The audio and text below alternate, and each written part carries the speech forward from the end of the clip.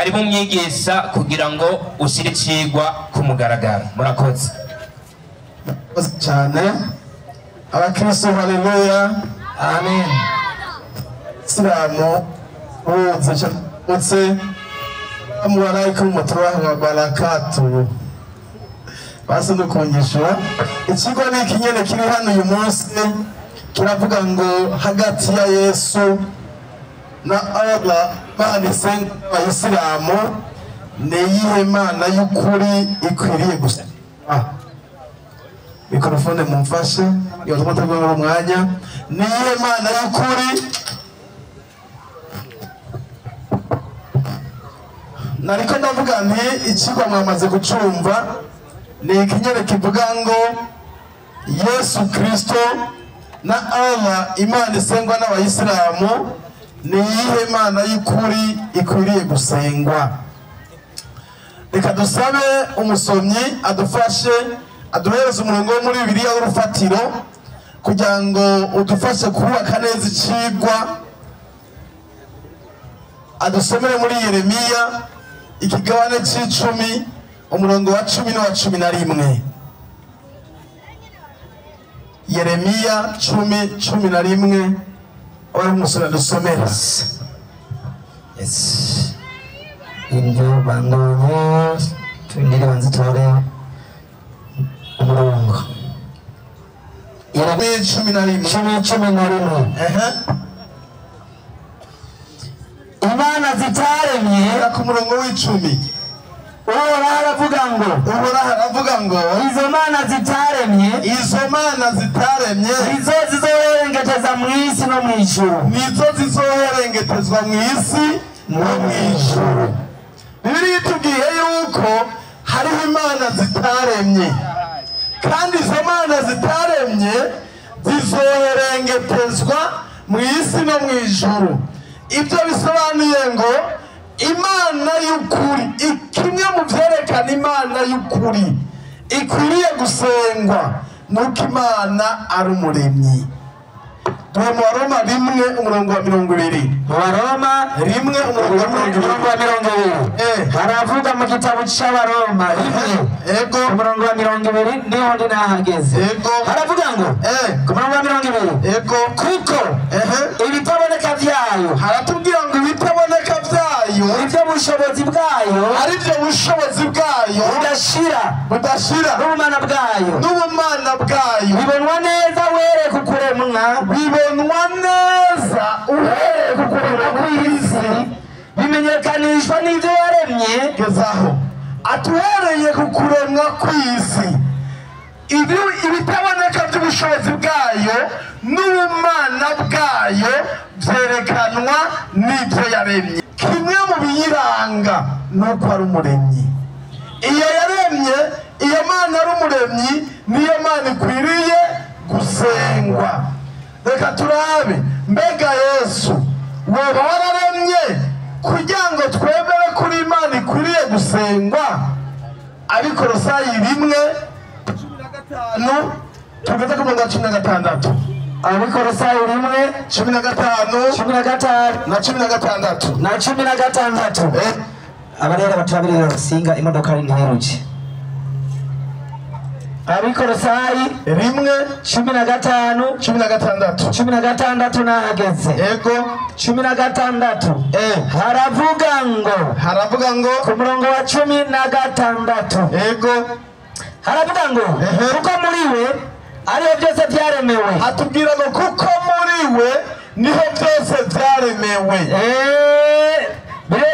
Ibyo byose byaremewe, ibyo mu ijuru n'ibyo mu isi, ibiboneka n'ibitaboneka, intebe z'icyubahiro, ubwami, ubukuru, ububasha, byose byaremwe nawe,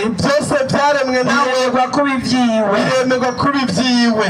Okwimbaza imbaga ninde yavuzwe, soma ijambo ry'umutwe wumve ko ari Yesu arimwe aravugwa. Kristo uwari we hamwe n'igikorwa ciwe. Abo Kristo uwari we bo n'igikorwa ciwe.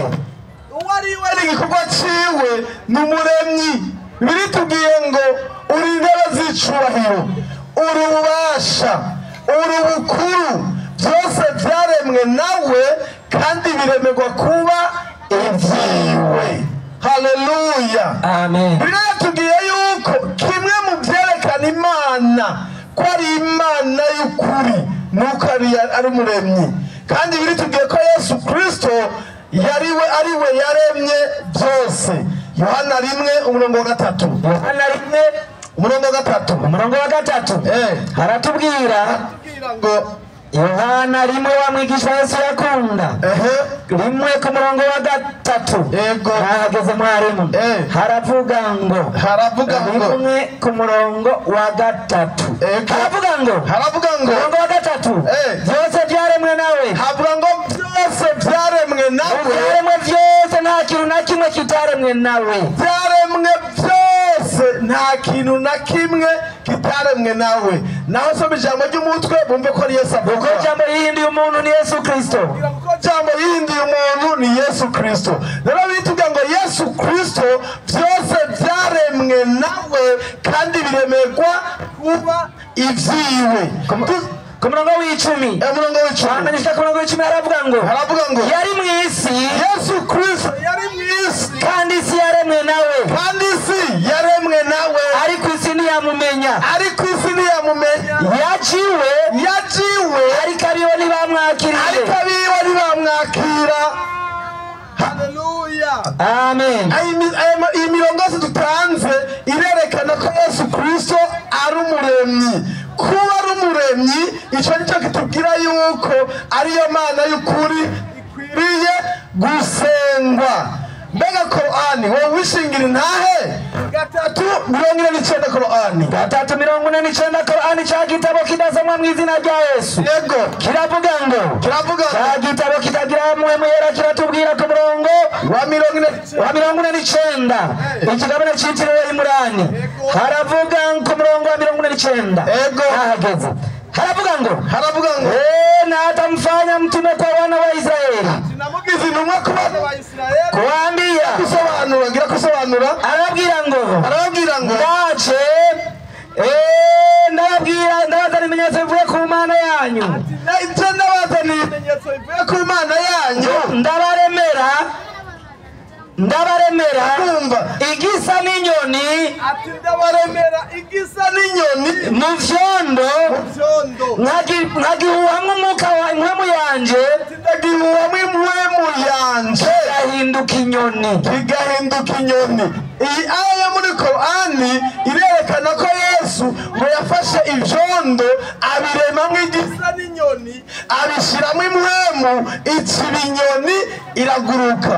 Iyi aya yerekana ko Yesu yaremye. Haleluya, amen. kuba rero Yesu bibone ko yaremye, icyo kiratwemeza ko ariwe Mana ikwiriye gusengwa bose kuko n'umuremyi.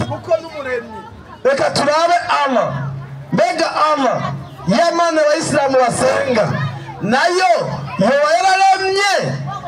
Korani 91:1-2-3 Korani 91:1 gushika kuri 3 yego haratubwira 91 mwarimu nari nazimengeze 95 91 haravuga ngo 91 haravuga ngo Allah ariko arira ngo ego jewe Allah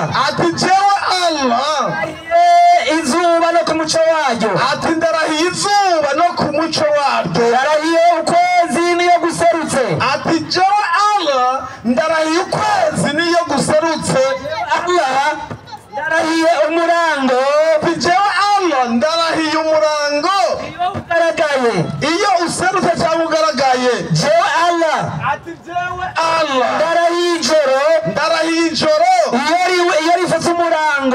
iyo rifutse umurango, gatanu rero jewe Allah ndarahiye ijuru na wa wundi yarimanika, gatandatu jewe Allah ndarahiye isi na wa wundi yayisasa, indwi jewe Allah ndarahiye umutima mutima na wa wundi yawuremye uwo yawuremye atari araninde ariko arirahira nde yaremye umutima. Allah ya mana abayisilamu basenga iri kwirirahira ati ndarahiye uwashashe isi uwaremye umutima uwo yaremye imitima akarema isi Allah ariko arirahira ninde? iyo aza kuba ari Allah yaremye byose, yaremye isi akarema imitima akarema n'ibindi, yari kwirahira uyundi yabiremye.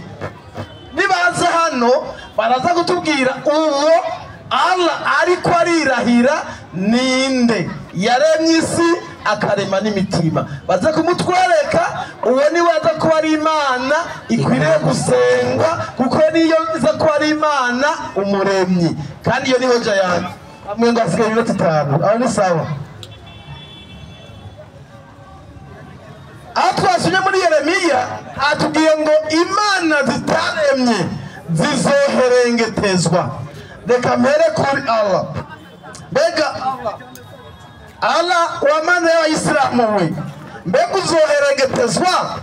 Alulu wa Marijani pake igihumbi na mirongo indwi, hadisi y'amajana 1810 haratubwira ngo Alulu wal Marjani paje igihumbi na mirongo indwi, hadisi igihumbi n'amajana 810 haravuga ngo ku munsi w'imperuka, ati ku munsi w'imperuka Gehinomu izosemerera, izokoma induru ihamagare, ati mbega nta bandi basigaye ko ntarakwiza, ati mbega nta bandi basigaye jewe Gehinomu ko ntarakwiza, gushikaho Allah subhanahu wa ta'ala azogenda muri Gehinomu, azoca agenda muri Gehinomu, ashinge amaguru yiwe ahagarare, ashinge mu muriro amaguru yiwe ahagararemwo. Gehinomu izokivuga ngo, Gehinomu izokivuga ati ash ndakwije ngo ndarahiye no ku mbaraga zawe, ngo bya bihimba bindi bisigaye, ngo bya bihimba bindi bya ara byari bisigaye bizoca byegeraniriza hamwe muri Gehinomu yugagwe. Bana we burya hari umuntu afise ubwenge bukora neza iyo Imana yisenga izoherengeterezwa muri Gehinomu. Baratubwira kiretse byacanganye baraza kutubwira. Mbega icyo gihe Yesu wazoba ari Matayo 2:6-1. Matayo 2:6-1 haratubwira ngo kuko umwami wacu azoza, ati kuko umwami wacu azoza azanye n'abamarayika biwe, azovyagira ku ntebe yiwe imanza arobanure nuko umungu arobanura intama mu mpene, kanasubiramwo ariko umwana w'umuntu azozira afise ubwiza bwiwe, ariko n'abamarayika biwe bose azovyagira ku ntebe y'Imana, niho azovyagira ku ntebe y'imanza y'ubwiza. amahanga yose azokoranira mu nyonga ziwe, nawe azobarobanura nk'urobanura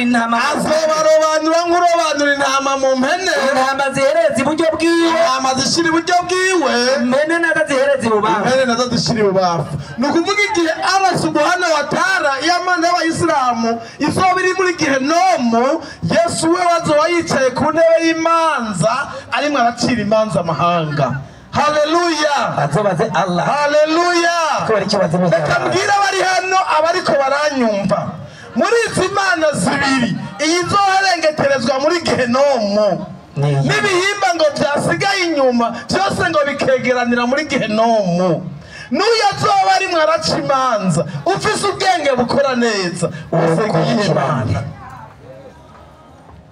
ufise ubwenge bumeze neza, umva usenga iyihe Mana. Reka ntanga umurongo umwe gusa ngo hasige umunota umwe werekana ko Yesu kuva kera yarasengwa. Matayo 2:8-16. Matayo 2:8-16 haratubwira 2:8-16 niho hondi nahageze, maze babigishwa 11 bajigarira ku musozi Yesu yabarangiye, bamubonye Yesu baramusenga.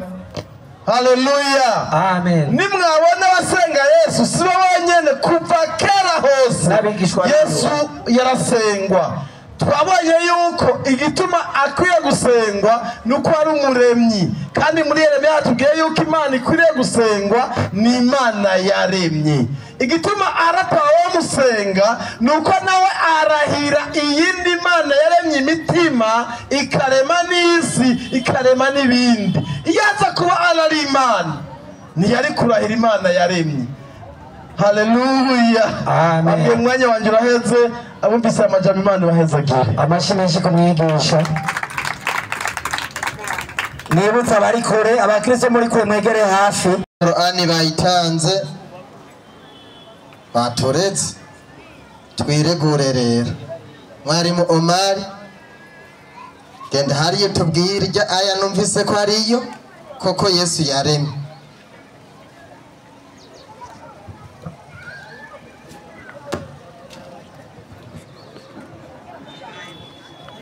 الله وبركاته. وعليكم السلام ورحمة الله وبركاته. الحمد لله والحمد لله رب العالمين والحمد لله الذي هدانا الإسلام وما كنا لنهتدي لولا أن هدانا الله ثم الصلاة والسلام على ختم النبيين والمرسلين مصطفى محمد صلى الله عليه وسلم. nyuma yo gushimira Allah weyatugiza abayisilamu kubera birumvikana abavuze ayo majambo bagatora n'iki kigwa atankeka nta wundi muntu yotora iki kigwa atari umukiristo. Imana rero yaraturokoye yatugiza abayisilamu, Allah habwe icubahiro. Amin. Hanyuma rero reka dusaba amahoro n'imihezagiro bihundagare ku basozereye intumwa n'abahanuzi icitegererezo cyiza intumwa y'Imana Muhammad sallallahu alaihi wasallam hamwe nabo mu rugiwe n'abasangirangendo biwe n'abayisilamu bose tuzogerageza guhonyoza ikirenga aho yagihonyoje mu gukurikiza imico n'imigenzo vyamuranze, dusaba Allah ko yodushira muri abo. Allahumma amin. Amin. Ikigwa cy'uno munsi mwacumvise kimaze n'imisi kiho kiravugwa cyane, kivuga kiti hagati ya Yesu n'Imana isengwa n'abayisilamu niyihe Mana y'ukuri. Uwabanje guhaguruka ku ruhande rw'abakristo ngo agiye kugurura igikorane, amajambo yahereye ko je byanteye agahinda, ndavuga ati ibi nta wundi yo bivuga atari umukiristo.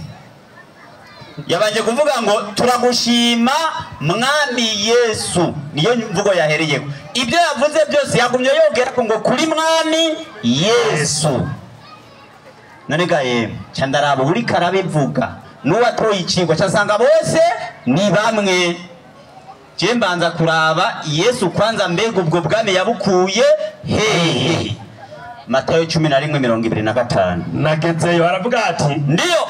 Muri ico gihe Yesu aravuga ati ndaguhimbaza data, ndiyo mwami w'ijuru n'isi. Turiya hemwe abantu mwese muri nga burya iki kigwa twebwe nk'abayisilamu nta muyisilamu yotora iki kigwa. Oya nukuri ibi ni vyigwa vya kera muri antikite. Iki kigwa cyonyene ugifashe abapenikoti n'abafekabu ukabashira hamwe ati nimuganire ku bumana bwande bwa Yesu, bonyene ntibohuza. Oya ntibanahuza. Abapenikoti n'abafekabu, hari abapenikoti bakuvuga ati Yesu si Imana, Yesu turazi ko ari umukozi w'iki w'Imana. Abapenikoti bariho n'abakatolika bariho. Nkaca ntangara rero umuntu nka Pastor Joshua nabo bakorana agaca atora iki kigwa cye kwemanga ko Yesu ari iki ari Imana. Nimba rero wowe waje ngaho wemeza ko Yesu ari umwami, ntuwahagurutse yugurura icyicaro ko Yesu avuze ati ndaguhimbaza data mwami w'ijuru n'isi. Uyu mwami w'ijuru n'isi Yesu yari karahimbaza ninde? Iko kabazo ka mbere burya ikigwa gisa n'ikirangi. Icyagiye kuntangaza yaciye yongera guhaguruka umwarimu yatanguye ikigwa nawe acatanga inyandiko yo muri Yeremiya c'10 umurongo w'10 n'uw'11 yerekana yuko Imana ikwiye gusengwa ari umuremyi. Cyanavuga ati aha nanjye turahuza. Soma iyo nyandiko. Aravuga ati ndiyo ariko uhoraho, ariko turiya akakonyene gusa ngo ariko uhoraho.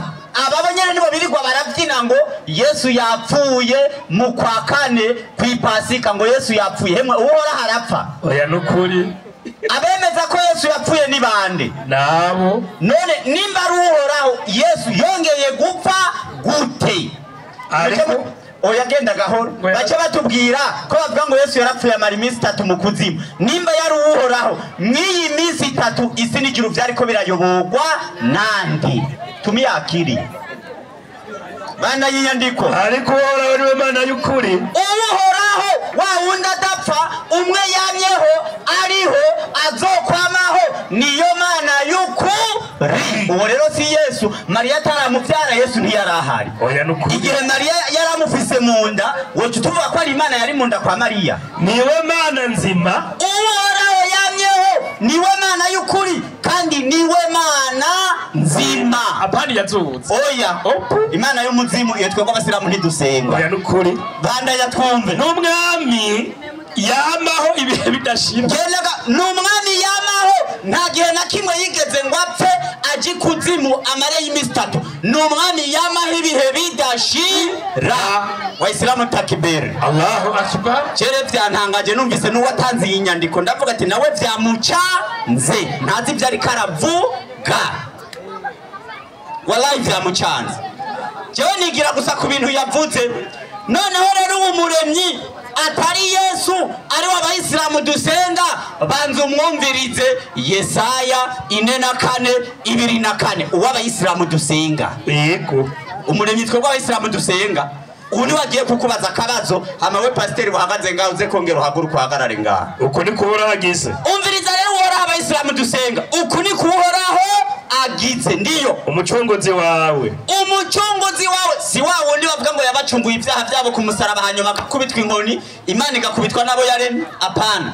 Umucunguzi wawe wakubumbye uhereye ukiri mu nda. Wa wundi yabumba abapasitori bose yakubumbye uhereye ukiri mu nda. Ndiyo umwe yabumbira Yesu mu nda ya Mariya. Ndiyo ati ni jewe uhoraho ndema byose. Umviriza uwabumbiye Yesu mu nda ya Mariya, uwabumbiye Omari mu nda ya nyina, n'uwabumbiye Yosuwa mu nda ya nyina, n'uwabumbiye abantu bose mu nda za banyina. Ati ni jewe uhoraho ndema byose. Naguye ijuru ndumwe. Joshua niwe haguruka ucutubwira Imana irakubaje ati naguye ijuru ndumwe. Ngaranzura isi. Hari uwo twari kumwe. Ngaranzura isi hari uwo twari kumwe. Bandanya musiga toya.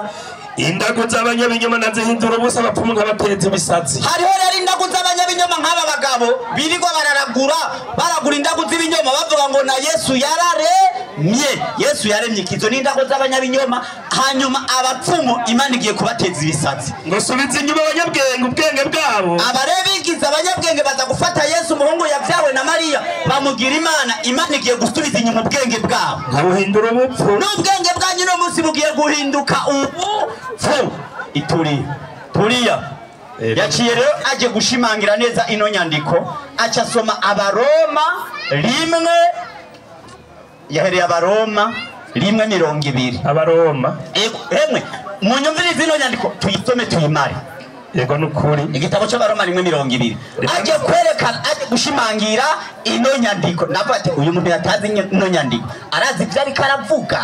Aravuga hati ndiyo Hera 18 uburake bw'Imana bwarahishuwe buvuye mw'ijuru. Hemwe mwumvirize ngo uburake bw'Imana bwarahishuwe buvuye hehe? Buvuye mw'ijuru. Ndiyo ubwirakira ukutayubaha kw'abantu. Nuburake Imana irakira ukutayubaha kw'abantu. Hari abantu batubaha Imana bafashe icubahiro cyabo batakugira umuhungu wa Mariya. N'ubugabitanya bwabo barazi ko Imana ari imwe mugabo baraza kuzita zitatu. Banyikirisha ukuri ukugabitanya kwabo. Wallahi Yesu arazi ko Imana ari imwe rudende. Arazi ko Yesu yavyawe nande na Mariya. N'uyu mwarimu wiwe arabizi ko Yesu yavyawe nande na Mariya. Kandi mu nda ya Mariya Yesu yaremewe n'iki? N'Imana. Bandanya kuko ibyo umuntu yomenya by'Imana byerekanwa muri bo. Nukuri Imana ari ibiberetse. Ibyo umuntu yomenya by'Imana byerekanwa muri twebwe Imana ari ibitweretse. Kuko ibitaboneka byayo nibyo bushobozi bwayo n'ubudashira n'ubumana bwayo. Ibitaboneka by'Imana nibyo bushobozi bwayo n'ubumana bwayo budashira.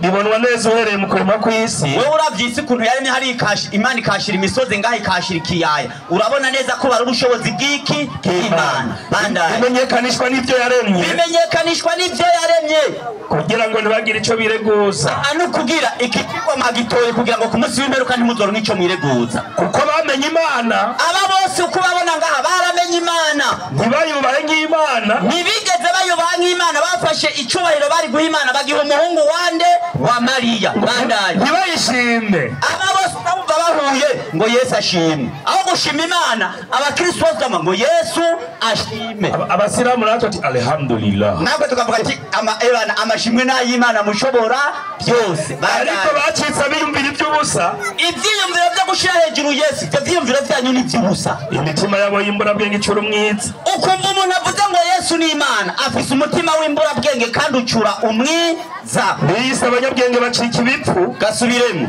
biyise abanyabwenge bacika ibipfu aba bantu biyise abanyabwenge bagacika ibipfu hemwe sigenda bivuze ni Bibiliya ngo hari abantu biyise abanyabwenge bacika iki ibipfu bandanya icubahiro c'Imana idapfa Waislamu takbir Allahu akbar abemera ko yapfuye abemera ko Yesu yapfuye duza amaboko abemera ko Yesu yapfuye ku musaraba duza amaboko wababonye eraba ngo icubahiro c'Imana itagira gute idapfa ndiyo nimba yarapfuye urumva sima Imana murakoze basha kuduza bandanya icubahiro c'Imana idapfa baragikaba ngo basenge ibishushanyo bisa n'umuntu apfa bafashe icubahiro c'Imana idapfa baragikaba baza gusenga ibishushanyo bisa n'Imana n'umuntu apfa basa n'umuntu apfa igereza iki cyatahuritse ego nukuri twamaze kubona abafise imitima y'imbura bwenge biyise abanyabwenge bacika iki ibipfu iyo ni Bibiliya